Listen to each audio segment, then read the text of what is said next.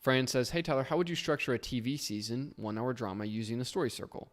Big circle for the overall story, plus 1 circle per episode, 1 circle per act, 4 acts, so on and so on." Okay, yeah. So I can definitely talk about this.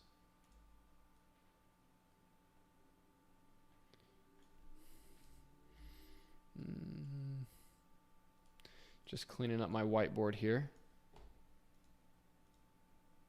Okay.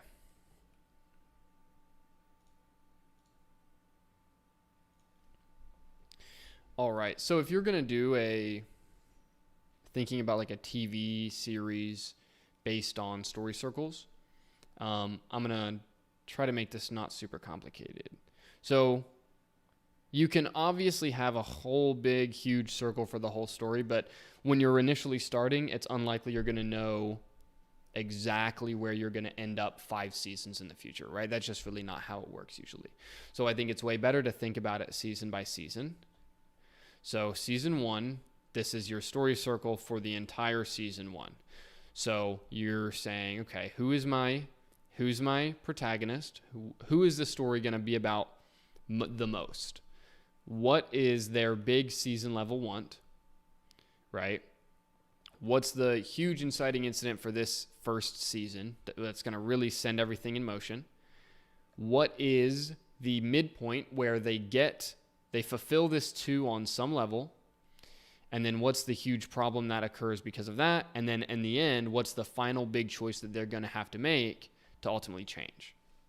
That can help to give you some big broad strokes ideas on where key moments in your story are going to happen. So you can say, okay, well, if I have like an 8 to 10 episode season, then you can say, okay, well, episode 1 will likely handle these things, episodes in the middle will likely handle here. Like this can always be different. I mean, even if you had 30 episodes in a season, which never happens, but even if you did, you just say, okay, then the middle episodes, like 15, would be here, right? So if you have 8, then 4 would be here, and 10, 5 would be here. So you can think about it like that, where no matter how many episodes you have, you can say, okay, you'll have the inciting incident. This one is kind of tricky because this will likely happen, like these 3 can likely happen episode 1. Not always, but a lot of times, like to get us started, we're going to see the big inciting incident, episode 1. We're going to see who our character is, episode 1. So we're going to see that initial 2, episode 1.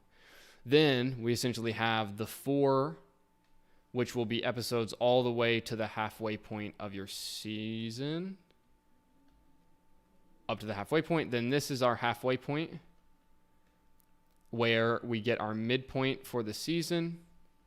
And then our huge turn, which you could also add that this can potentially be the midpoint episode. And then where you have the gap here is when you kind of get into this side. This is where it can get tricky and where people can get mixed up. One way to think about this is to say that you take the 6 here and you shove it down there and you say, okay, look, this is one huge turning point. And then you essentially have another 4, because remember, the 4 is an adapt. The 4 is taking action, which is the 7. So it's essentially you're extending the 7 down here. And then ultimately, well, okay, that was confusing. Let me explain this again. Okay, when you have this big pivotal problem that occurs at the 6, which is going to be at the halfway point in the story, if your big midpoint shift, the story is going to go kind of down here, right? This is where we're back in a setup zone. So this is setup, and then we have payoff / climax, right? The midpoint, the halfway point of your story is the first climactic big point in your season.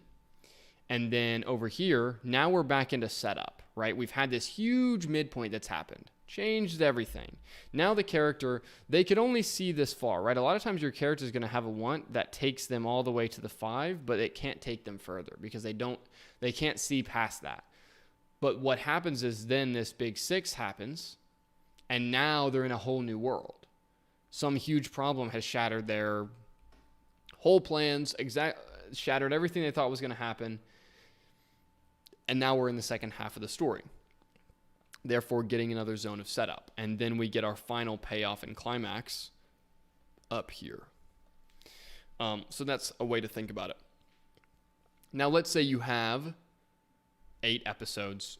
You could easily, you start with circles and then you have one circle per episode, but then this is where things can fractal down and you can say, okay, well, I want to, stories are 2 halves, right? As I showed, setup, payoff, right? They have this flow, setup, payoff. They're their own 2 sides. So you can take any 2 sides of a story circle and then make them smaller and make them smaller and make them smaller all the way to where you're story circling your scenes out. That's something that you can do. Generally, I wouldn't do all of that mess unless, I would do that only when you're stuck, right? And I would keep it mainly to definitely do your big story circles for the episodes. And then I also would recommend doing at least, if it's a hour-long drama or something like that, do kind of a first half of the story up to the midpoint and then second half of the story up to the climax, and you can story circle out those 2 sides. And I think if you're doing that, you will be in pretty good shape.